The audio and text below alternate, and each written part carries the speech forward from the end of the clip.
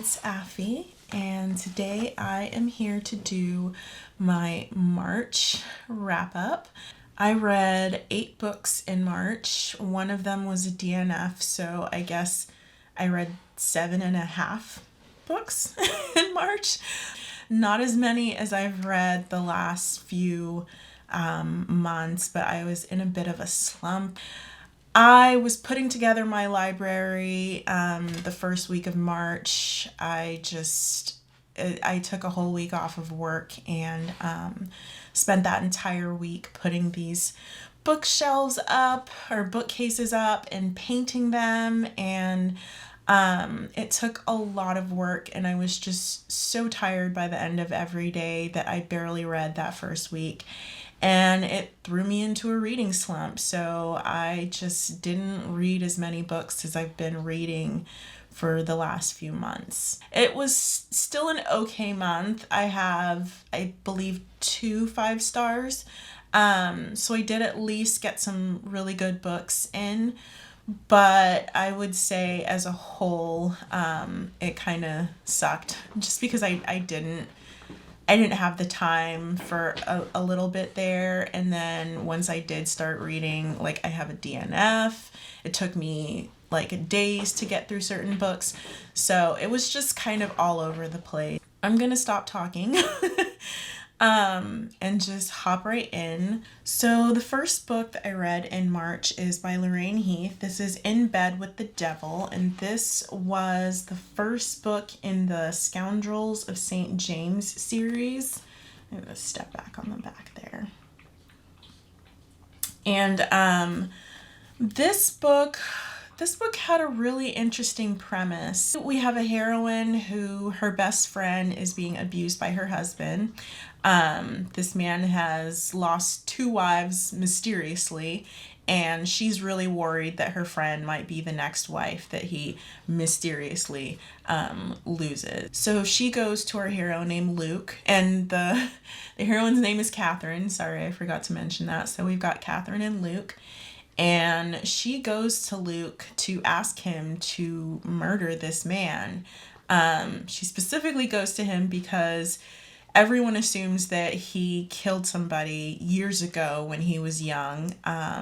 He was one of the Scoundrels of St. James. He grew up on the streets. He was taken in by an old man who believed him to be his grandson. And this man was, I think, an Earl. And so he's now an Earl, and a lot of people in the town are not happy about it. Again, they believe him to be a murderer, and so he's been cast aside by society. Like, nobody wants to talk to him. But she's not scared of him. She actually has a bit of a crush on him, and so she goes to him to ask him for help to kill this man. And he's like, in exchange, there's a woman that I want to marry, but she's scared to become the wife of an Earl. And so I'd love it if you would give her lessons in being a lady, basically. And so that's what they decide to do. And this story is very interesting. The premise was just wild to me, but it ends on a really good note for him. I like this one. I gave it 4 stars. The reason I didn't give it 5 stars is because the woman that he wants to marry, her name is Franny, and Franny just felt like she was just in the way. She felt like she was just a tool to, she was just there. He didn't really seem to love this woman the way you would expect a guy to love a woman that he wants to marry. I guess it was meant to be a bit of a love triangle, but it didn't really feel that way. Like I said, she just kind of felt like she was just there. And that annoyed me. I was like, why is Franny here? Like, why? She was just kind of like a background character. I would have liked for it to be a little more angsty. I would have liked for maybe her to have fought for him a little bit or something. I don't know. But that was my one issue with the entire story, was just Franny. Like, why is there a Franny in this book?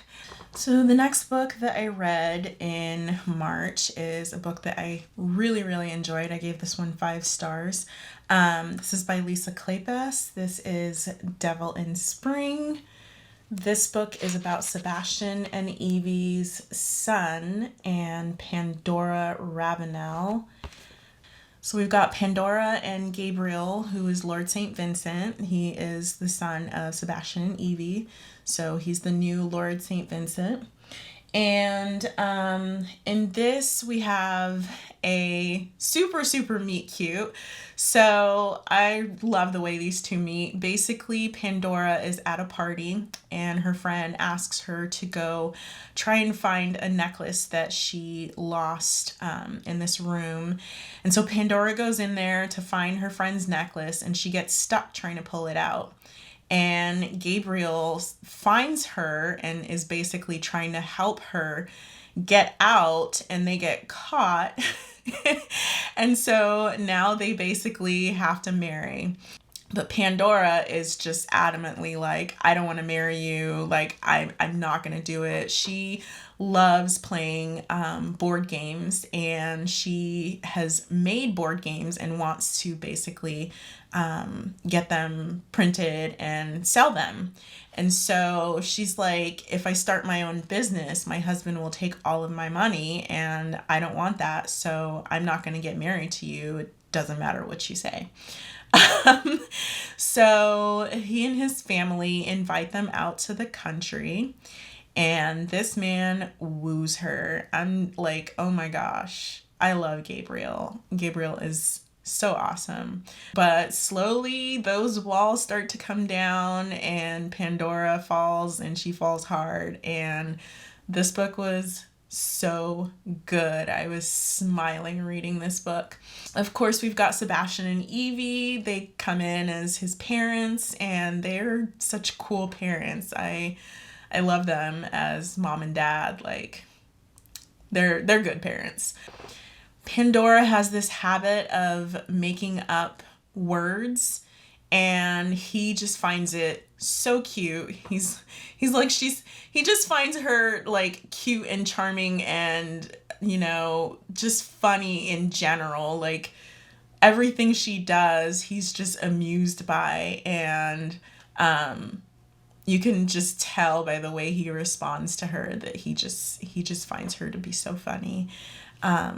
And she, in her instance, just, like I said, she falls for him hard. And this man is so sweet.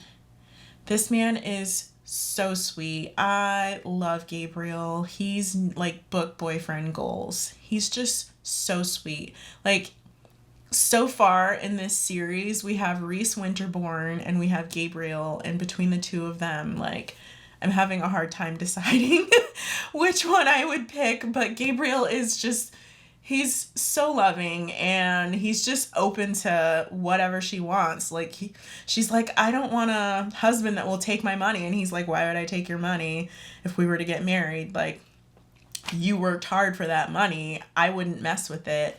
But he's a sweet man. He's a sweet, sweet man, and I love him. The series so far has been really good. So 5 stars. So the next book I read in March is by Karen Rainey. This was the last book in the Highland Lord series. This is So in Love. And let's step back on the back of this one. So we've got Douglas and we've got Jean. And Jean grew up in France, so she's French. And her and Douglas met as teens. They were just madly in love. You couldn't keep these two apart from each other. And unfortunately, she ends up pregnant. And obviously her father finds out, so she basically goes to live in a convent. For years, 9 years, she is in this convent, and she is beaten and just broken, like a shell of who she was. They took her baby away, and so she's just kind of, when she finally gets out, she just is like, I don't know who I am anymore. I don't know what was going on during this time period, but in France there was an uprising, and her family, they are part of the aristocracy, but people were taking out members of the aristocracy. They were burning down their homes, they were killing them. And so when she gets out, she finds that her family home that she grew up in has been destroyed. She assumes that her father is dead because she can't find him. And she ends up in Scotland. She ends up on Douglas's doorstep one day. He sees her in Scotland somewhere, and he finds a way to hire her to be his governess. Like I said, while she was part of the aristocracy, her family is gone and she has no home, and French aristocracy have basically just been eliminated. So now she's a governess as a way to survive. And he basically takes her in as his governess. He has a daughter. Their love story goes on from there. So this is a second chance romance. And this one was very interesting. I ended up giving it 4 stars.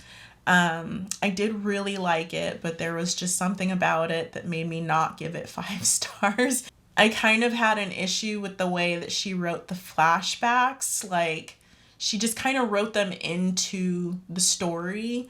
So they'd be doing something and then there'd just be like a memory of something else in the middle of whatever was going on.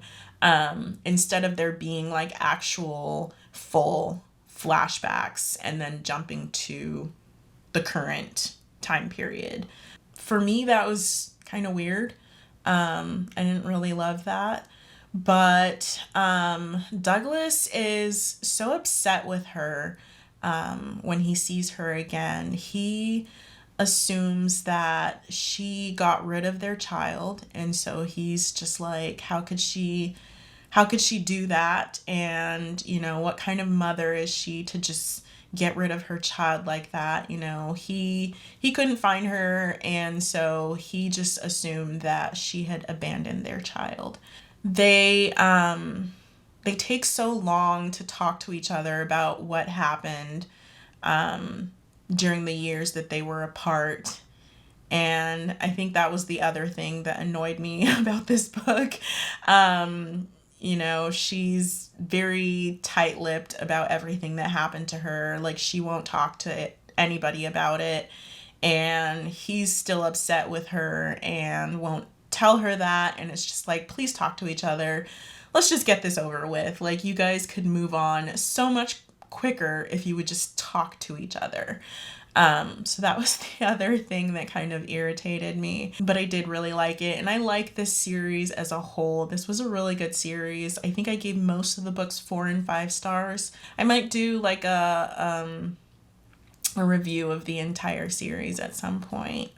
Let me know if that would be interesting to you, but yeah, this was a good one. The next book I read in March is by Joanna Shoup. This is an older series of hers. This is the Knickerbocker Club. This is Magnate.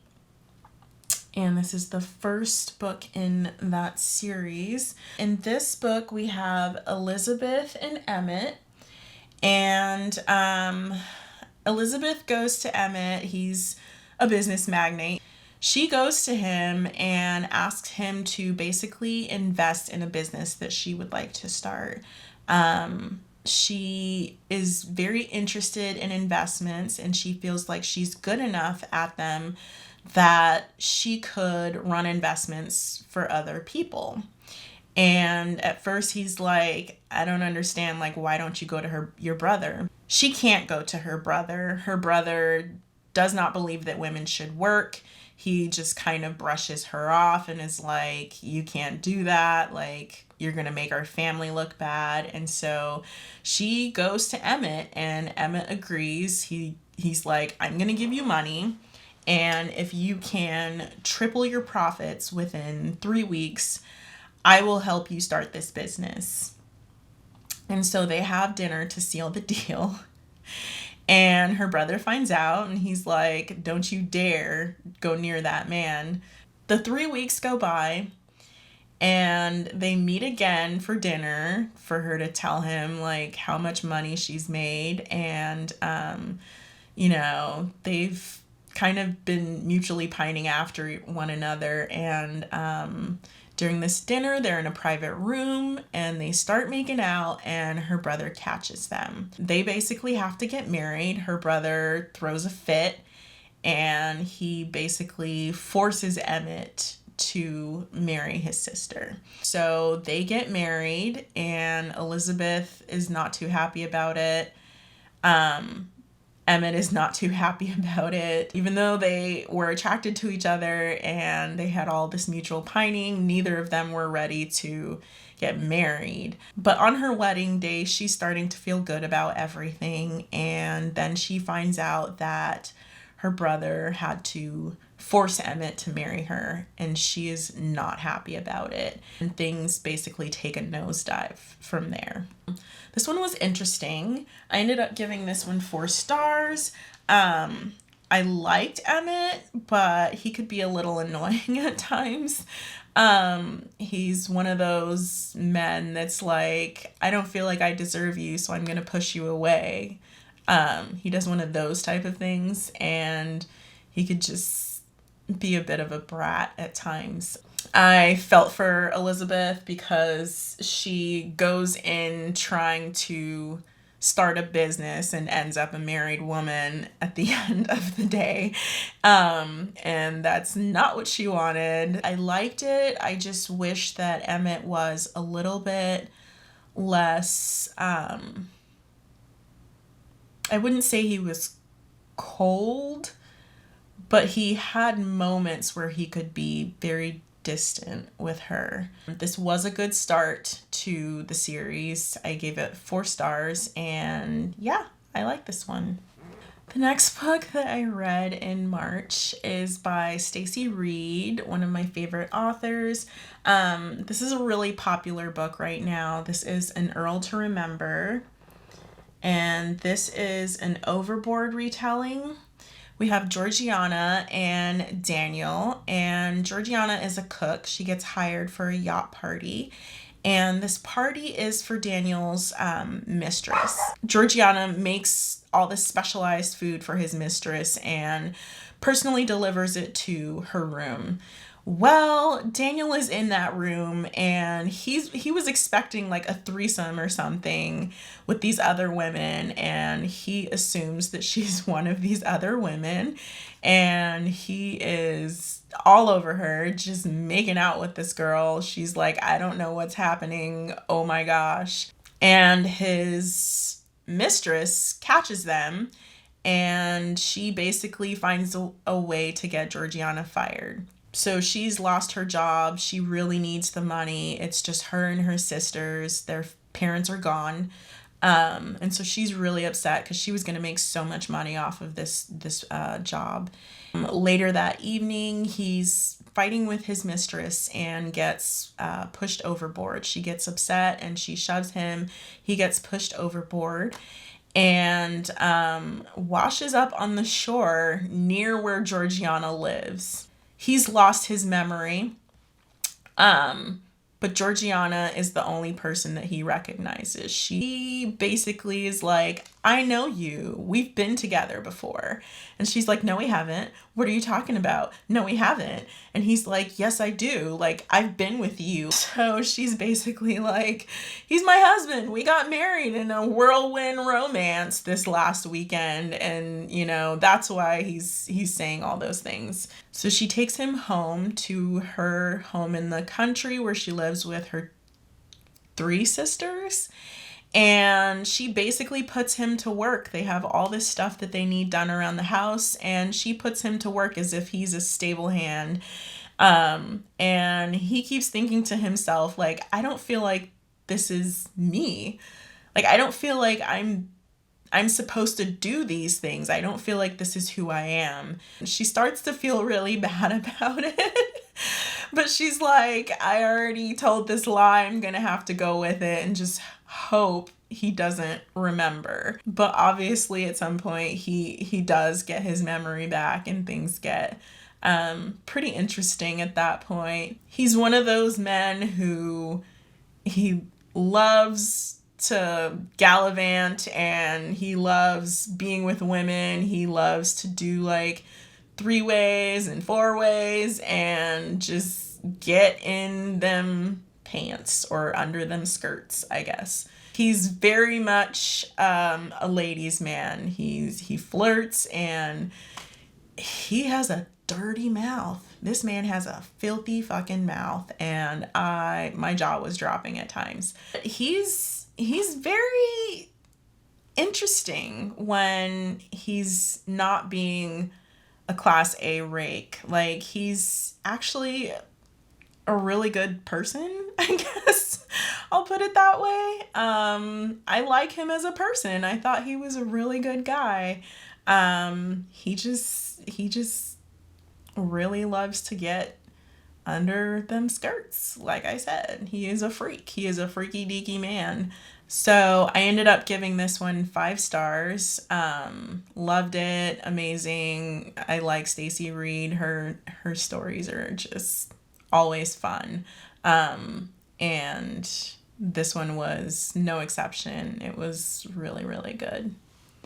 So the next book that I read was Beverly Jenkins. This is Tempest, and this is the last book in the Old West series. In this book we have Colton and Reagan is the younger sister of our heroine from the previous book. And she basically decides she's going to be a mail order bride. She has been writing to this man who lives in Wyoming for a while, and he's got a daughter, and he needs a wife, so that he's got a mother for his daughter. And so she decides she's going to go to Wyoming and marry this man that she's never met. When she gets there, her carriage is set upon by thieves. And so she starts shooting, and, finally they're able to make their way. But more people start riding up, and she thinks there's more thieves coming after them. And so she starts shooting again, and come to find out it's the sheriff and the doctor and some other guys, like a posse of men who were trying to find the thieves. And she had shot the doctor, and that's the man that she was supposed to marry. And so he's pretty upset, and he's not sure he wants to marry her anymore because she shot him. But obviously he goes through with it. He marries her, and this is their love story. I ended up giving this book 3 stars. This entire series has been 3 stars for me. They fell in love a little too quickly for me. I guess them falling in love quickly didn't make sense because they didn't really spend a lot of time together, like he was the local doctor, and so people would call him to go do all kinds of medical stuff, and, he wasn't around very much. So it was like, how did you guys fall in love if you don't even see each other that often?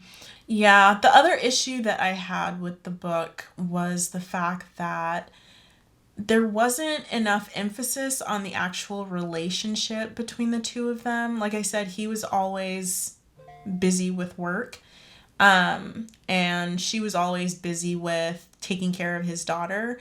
And so there just wasn't enough of them together. And I feel like that's the issue with the majority of the books in this series is the couples,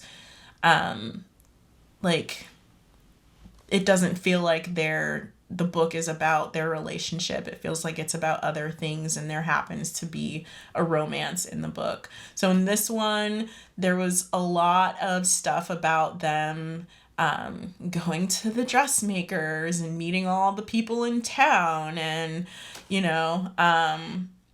her getting all the furniture for their home, and there was just a lot of stuff in the book that had nothing to do with them, and it felt like it took up precious time between the two of them. there just wasn't enough of the couple for me. It felt like it was a story about the town and the little girl. There was probably more about her relationship with the little girl than there even was between her and Colton or Colt. So yeah, 3 stars. It was okay. It was okay. So the next book that I read in March was one that I really enjoyed. This is by Kate Bateman. This is A Reckless Match. And this is the first book in, I believe it's called the Ruthless Rivals series, I think.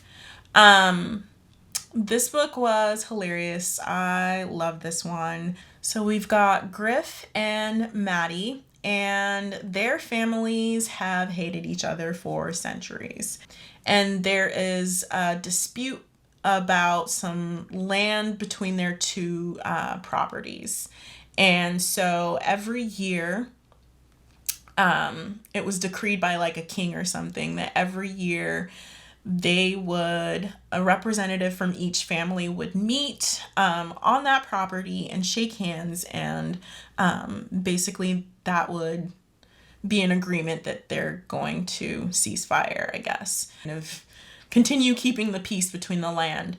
But if one of them were to not show up, the other family would automatically get that land. And so she's the representative one year, and she's hoping that Griff doesn't show up. And it looks like he's not going to until the very last minute. He shows up, and she's like, shit. I was really, really hoping he wouldn't be here. Her family is basically having money trouble, and they could really use the land to, get themselves out of the financial issues that they're having. And so she was really, really crossing her fingers he wouldn't show up, but he does. When they go to shake hands, he decides to kiss her instead.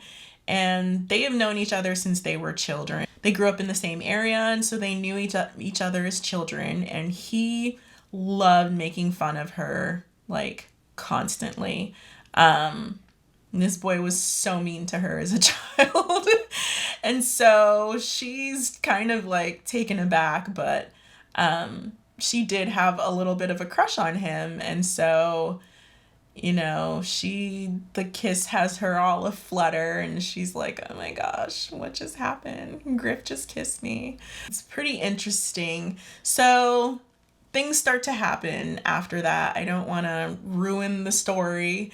But they end up going on somewhat of an adventure together, and there's suspense and this plot, and it gets very interesting. But this book was very, very fun. I liked I liked the suspense aspect of it. That definitely kept things interesting.